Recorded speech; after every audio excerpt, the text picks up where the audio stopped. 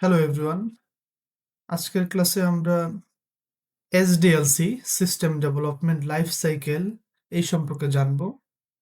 Software development system development life cycle, যেটা সংক্ষেপে এসডিএলসি বলি, এটা হচ্ছে একটা কনসেপচুয়াল মডেল যেটার মাধ্যমে পুরো প্রজেক্ট এর ব্লুপ্রিন্ট রেডি করা যায়। অর্থাৎ একটা প্রজেক্টে কি কি পলিসি বা প্রসিডিওর ইনক্লুড করা হবে এটা ডেভেলপ করার জন্যে, এবং অল্টারিং সিস্টেম কি হতে পারে, অর্থাৎ পুরো লাইফ সাইকেল জুড়ে সফটওয়্যার সিস্টেমটা ডেভেলপ করার জন্য পুরো লাইফ সাইকেল জুড়ে কি কি বিষয় এটার সাথে ইনভলভ থাকে, সেটাই সিস্টেম ডেভেলপমেন্ট লাইফ সাইকেল এসডিএলস এর মধ্যে পড়ে। তো এটা একটা standard cycle, iterative development cycle. এটার মধ্যে আমরা প্রাইমারিলি 7টা স্টেপ দেখতে পারি। ফার্স্ট স্টেপ আমরা এখানে যদি একটু খেয়াল করি এই স্লাইডে, ফার্স্ট স্টেপ হচ্ছে প্ল্যান। 6টা স্টেপ বলা যায় মেইনলি। ফার্স্ট স্টেপ হচ্ছে প্ল্যান। প্ল্যান হচ্ছে নিড আইডেন্টিফাই করা, অর্থাৎ আমাদের সিস্টেমটা আমরা কেন ডেভেলপ করব, এটার প্রয়োজনীয়তাটা কি, এটা আইডেন্টিফাই করা। সেকেন্ড হচ্ছে অ্যানালাইজ করা। অ্যানালাইজ বা ফিজিবিলিটি আমরা এটা বলি, এটা কি possible, is it possible to implement, এটা কি ইমপ্লিমেন্ট করার পসিবল। থার্ড, সেটা হচ্ছে ডিজাইন, অর্থাৎ আমরা এটা কিভাবে বিল্ড করব। ফোর্থ হচ্ছে ইমপ্লিমেন্টেশন, যেখানে কোডিং এবং বিল্ডিং এর বিষয়টা থাকবে। ফিফথ হচ্ছে ডেপ্লয়, অর্থাৎ এটা রিলিজ করা যাতে ইউজাররা ইউজ করতে পারে। মেইনটেন্স হচ্ছে বাগ ফিক্স করা অথবা আপডেট করা। তো এসডিএলসি মানে হচ্ছে আইডিয়া থেকে শুরু করে, একটা সিস্টেমের আইডিয়া থেকে শুরু করে রানিং সিস্টেম পর্যন্ত স্টেপ বাই স্টেপ একটা রোড ম্যাপ। এই কারণে এটাকে ব্লু প্রিন্ট বলা হচ্ছে, এবং এর ডেফিনেশনটা হচ্ছে এইখানে। System development life cycle, SDLC is a conceptual model, অর্থাৎ এটা একটা কনসেপচুয়াল মডেল। এটা ফলো করেই দেন হচ্ছে সিস্টেমটা ডেভেলপ করতে হবে। তো এই মডেলে পলিসি প্রসিডিওর থাকবে কিভাবে ডেভেলপ করা হবে, দেন কিভাবে সিস্টেমটা পরিবর্তন হবে, অর্থাৎ ইউজারের রিকোয়ারমেন্টের উপর ভিত্তি করে কিভাবে চেঞ্জ করা হবে, এবং এটার মেনটেনেন্স, ডেপ্লয়ের পরে এটার মেনটেনেন্স, ইভ্যালুয়েশন, এই ব্যাপারগুলো থাকবে। তো ফর এক্সাম্পল আমরা যদি ইউনিভার্সিটির একটা পোর্টালের কথা চিন্তা করি, যে কোনো ইউনিভার্সিটি, আমাদের ইউনিভার্সিটি অথবা আদার্স ইউনিভার্সিটি, সেক্ষেত্রে ইউনিভার্সিটির পোর্টাল যে সিস্টেমটা, এটা একটা পুরো সুপার সিস্টেম। সেই সিস্টেমটা রেডি করার সময় অবশ্যই আমাদের চিন্তা করতে হয়েছে এর নিড কি, প্রয়োজনীয়তাটা কি, অর্থাৎ প্ল্যানটা আমাদের আইডেন্টিফাই করতে হয়েছে কেন আমাদের প্রয়োজন। দেন এটা ফিজিবিলিটি স্টাডি করা হয়েছে, অ্যানালাইসিস করা হয়েছে, ডিজাইন করা হয়েছে, দেন বিল্ড। তো এই এক্সাম্পলে আমরা কিন্তু এই বিষয়গুলা ক্লিয়ারলি দেখতে পাবো।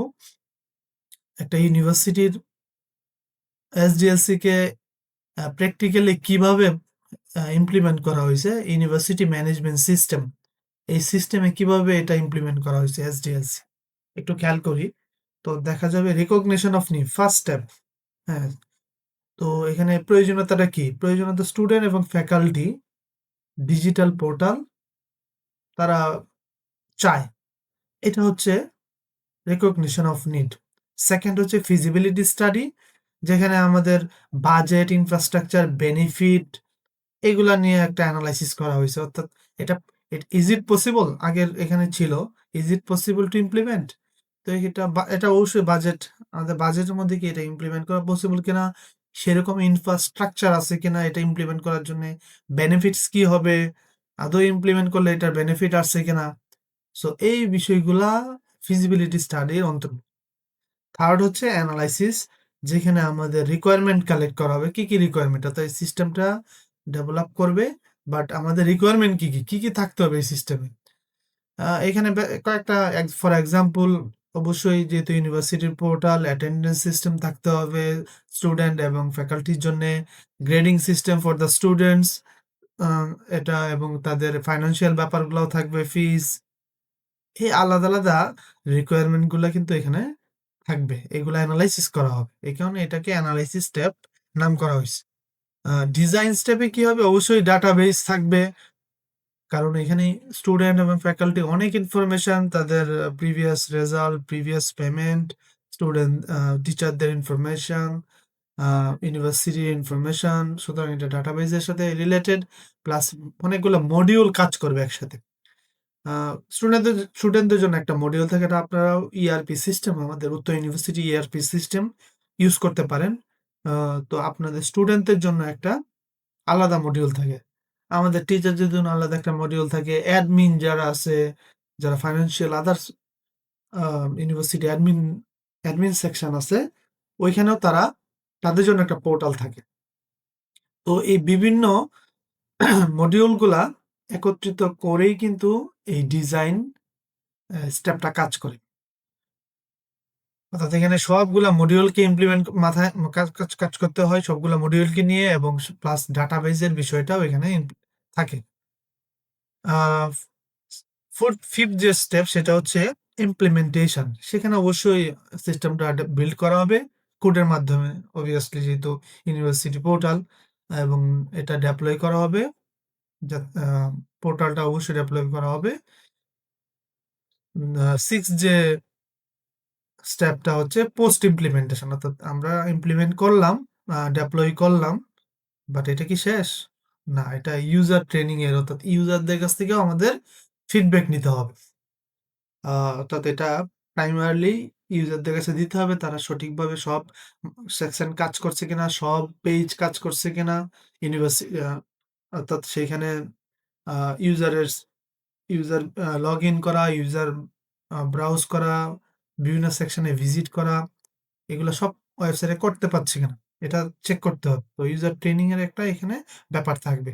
লাস্টলি মেইনটেনেন্স থাকতে হবে, কারণ অনেক সময় বাগ দেখা দিবে, বাগগুলা ফিক্স করতে হবে, নিউ ফিচার আনতে হবে for the requirement, like online payment system থাকতে পারে, আদার্স আরো রিকোয়ারমেন্ট আসতে পারে। তো এই বিষয়টাও কিন্তু থাকতে হবে। পোস্ট ইমপ্লিমেন্টেশন করলেই শেষ এমনটা না। ট্রেনিং মেইনটেনেন্স ছাড়া একটা সিস্টেম কমপ্লিটলি সাকসেসফুল হয় না। তো এটাই হচ্ছে একটা প্র্যাকটিক্যাল এক্সাম্পল এসডিএলসির। আমি একটা প্র্যাকটিক্যাল এক্সাম্পল দিলাম আমাদের ইউনিভার্সিটির পোর্টাল সিস্টেমের মাধ্যমে। তো এখানে এই ফিগারগুলা দেওয়া আছে, এবং এটা একটা সাইকেলের মতো, অর্থাৎ একটার পর একটা স্টেপ বাই স্টেপ গিয়ে কিন্তু এটা কমপ্লিট হবে। বাট এখানেই শেষ না, হয়তোবা আবার এটা আবার ব্যাকেও আসতে পারে। ব্যাকে এসে আবার ইমপ্লিমেন্টেশন ডেপ্লয়ের ডিজাইনে গিয়ে আবার চেঞ্জ আনা লাগতে পারে। তো এই বিষয়গুলোও থাকবে। অর্থাৎ সাইকেলটা আবার ব্যাকেও ব্যাক থ্রু করতে পারে, ব্যাকে যেতে পারে, সেই বিষয়টাও থাকতে পারে। এখন আসি এসডিএলসি যে প্রত্যেকটা স্টেজ আছে, যে আমরা ৬টা স্টেজ দেখলাম। এই ৬টা স্টেজের প্রত্যেকটার মধ্যে কি কি বিষয় থাকবে, কি কি মেইন কোয়েশন, কি কাজ করা হবে, সেইগুলো একটু নিয়ে আমরা ডিটেলস আলোচনা করি। ফার্স্ট যে স্টেজ, রিকগনিশন অফ নিড। এখানে কি কোয়েশনটা কি কোয়েশনটা হচ্ছে সমস্যা বা সুযোগটা কোথায়, এটাই হচ্ছে প্রধান কোয়েশন। এবং এক্সপেক্টেড রেজাল্ট কি আসবে, এটা অর্থাৎ এই স্টেপ থেকে আমরা, এই স্টেজ থেকে আমরা কি এক্সপেক্টেড রেজাল্ট পাবো, সেটা হবে স্কোপ অ্যান্ড অবজেক্টিভ স্টেটমেন্ট। অর্থাৎ আমরা এখানে কিন্তু স্কোপ পাবো, অর্থাৎ যেহেতু অপরচুনিটির কথা বলা হচ্ছে, অর্থাৎ এই সিস্টেমটা ডেভেলপ করার মাধ্যমে কি স্কোপ থাকবে, এটা আমরা এই স্টেপে বের করতে হবে, এবং এর অবজেক্টিভ কি হবে, এই বিষয়গুলাও আমাদের এই স্টেজটা কমপ্লিট করার পরে এই রেজাল্টগুলা কিন্তু এক্সপেক্টেড রেজাল্টগুলা থাকবে। সেকেন্ড স্টেজটা ফিজিবিলিটি। এখানে কি কোয়েশন হচ্ছে, is this problem worth solving, এটা কি সলভ করার যোগ্য? আমরা রিকগনিশন অফ নিডে আমরা অনেক কিছু রিকোয়ারমেন্ট পাইলাম যে এই স্কোপগুলো থাকা দরকার, বাট এটা কি আসলে সলভ করার যোগ্য কিনা। তো ফর এক্সাম্পল, আমাদের ইউনিভার্সিটিতে বাইরের দেশের স্টুডেন্টরাও যদি পড়াশোনা করতে চায় বাইরের দেশের, সেইখানে তো তাদের একটা পেমেন্ট থাকতে, মাল্টি কারেন্সির পেমেন্ট সিস্টেম, সেইখানে তাদের ওখান থেকেই অনলাইন ক্লাস, এই যে বিষয়টা, এই বিষয়টা রিকগনিশন অফ নিড একটা স্কোপ হিসেবে আসলো। বাট এটা কি পসিবল আমাদের ইমপ্লিমেন্ট করার জন্য এটা আমাদের অবশ্যই ফিজিবিলিটি স্টেজে এনালাইসিস করতে হবে। করতে গেলে এটা এফোর্ড করা পসিবল কিনা? এই সিস্টেমটা ইমপ্লিমেন্ট করার জন্য আ যে ধরনের এফোর্ট দরকার, ফাইন্যান্সিয়াল হোক, এগুলা কি পসিবল কিনা?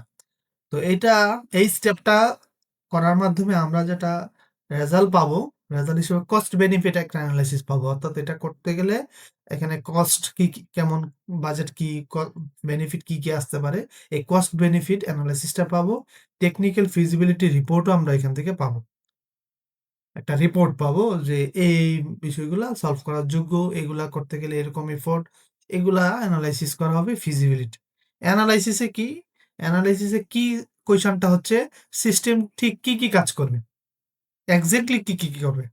তো এটার এক্সপেক্টেড রেজাল্ট হচ্ছে আ লজিক্যাল সিস্টেম মডেল। অর্থাৎ আমাদের একটা প্রোটোটাইপ করতে হবে। লজিক্যালি একটা সিস্টেম আমাদের ডেভেলপ করতে হবে। এখানে রিকোয়ারমেন্ট গ্যাদারিং এর ব্যাপার আছে।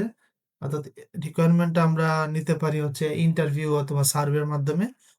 ফর এক্সাম্পল স্টুডেন্টদের কাছ থেকে আমরা আমাদের ইউনিভার্সিটি পোর্টাল রেডি করার জন্যে ইন্টারভিউ নিতে পারি। আ কি সেকশন থাকা উচিত ইউনিভার্সিটি পোর্টালে, কি করলে বেটার হবে, সেই বিষয়গুলো সার্ভে অথবা ইন্টারভিউর মধ্যে আমরা নিতে পারি। এটা হচ্ছে এনালাইসিস স্টেপের মধ্যে পড়বে এবং লজিক্যাল সিস্টেম মডেল একটা ডেভেলপ করা। তো ইন শর্ট এ যদি বলি, রিকগনিশনটা হচ্ছে আমাদের দরকারটা কি? ফিজিবিলিটি হচ্ছে এটা করলে লাভ নাকি লস হবে?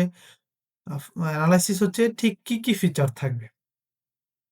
4th স্টেপে যদি আমরা আসি, ডিজাইন। এই ডিজাইন স্টেপে আমরা কি কোয়েশনটা দেখতে পারি? সিস্টেম প্রবলেম সলভ করবে কিভাবে? হাউ? তো এক্সপেক্টেড রেজাল্ট হইতে পারে ডিটেইল ডিজাইন স্পেসিফিকেশন। অর্থাৎ ডিটেইল ডিজাইন কিভাবে সলভ করবে, তার মানে আমাদের ডিটেইল ডিজাইন স্পেসিফিকেশনটা দিতে হবে। কিভাবে কাজ করবে? ডাটাবেসের সাথে কিভাবে কানেক্ট হবে? ইউআই কি থাকবে? ইউআই এর একটা মকআপ থাকতে পারে। অর্থাৎ ইউনিভার্সিটি পোর্টালের কথা যদি চিন্তা করি, তো ডাটাবেস কি থাকবে, কোথায় ইনফরমেশন থাকবে এবং এটা ইউআইটা কেমন হবে, কোনটার সাথে কিভাবে লিঙ্ক হবে, এই বিষয়গুলো একটা ডিজাইন থাকতে হবে। ইমপ্লিমেন্টেশন পরে। ডিজাইনটা করা কমপ্লিট, দেন ইমপ্লিমেন্টেশন।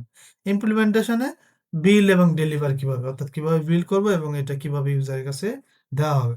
এই ক্ষেত্রে অবশ্যই সফটওয়্যার নিয়ে কাজ করতে হবে, ইউজার ম্যানুয়াল রেডি করতে হবে, ট্রেনিং এর ব্যাপার আছে। যেহেতু আমরা ইউজার পর্যায়ে দিব, তো ইউজারের কাছ থেকে অবশ্যই ইউজারের মাধ্যমে ট্রেনিং করায় নিতে হবে সিস্টেমটা ঠিকভাবে কাজ করতেছে কিনা। মেইনটেন্যান্স এর আমরা কি দেখব? এখানে দেখব এখনো ভালো সিস্টেমটা চলতেছে কিনা। Is there any bug? মানে কোন ধরনের বাগ আছে কিনা এখন? আ পোর্টালটা লঞ্চ হয়ে গেছে, বাট ৪-৫ মাস পরেও কি এটার কোনো বাগ ধরা পড়ছে কিনা? এটা নতুন বাগ আসছে কিনা? নতুন কোনো আপডেট দরকার কিনা? তো এখানে এক্সপেক্টেড আউটকামটা কি? আপডেট আসবে। নিউ ফিচার ইনক্লুড করা যাবে। প্যাচ এগুলা থাকবে। তো মেইনটেন্যান্স হলো লাইফ সাইকেলের সবচেয়ে বড় এবং দীর্ঘ এক্সপেনসিভ ফেজ। কারণ এটা রিয়াল ওয়ার্ল্ডে user request, bug, security update এসব চলতেই থাকে। অ্যাপ এ একটা অ্যাপেই সাপোজ আমরা চিন্তা করি, বিকাশ অ্যাপ, আমরা যে অন্যান্য অ্যাপগুলা ইউজ করি, এটা কিন্তু রেগুলারই আপডেট আসে। অর্থাৎ এটাই আ সবচেয়ে বড় এবং দীর্ঘ এক্সপেনসিভ ফেজ, যেটা চলতেই থাকে। কারণ নতুন বিষয়ের সাথে অবশ্যই আপডেটটা নিয়ে আসতে হয়। তো মেইনটেন্যান্স স্টেপটা খুবই ইম্পোর্টেন্ট। তো আজকের লেকচার আমরা এইখানেই শেষ করলাম। সো ফার আমরা যা বুঝতে পারলাম, সিস্টেম কি, সিস্টেমের ক্যারেক্টারিস্টিক্স কি, এলিমেন্টস কি, তারপর সিস্টেম ডিজাইন কিভাবে করব, কিভাবে এনালাইসিস ইমপ্লিমেন্টেশন এর ব্রিজ হয় এবং এসডিএলসির ধাপগুলো কি, পুরো প্রজেক্ট সাইকেলটাকে গাইড করে কিভাবে। সবাইকে ধন্যবাদ। Thank you for listening.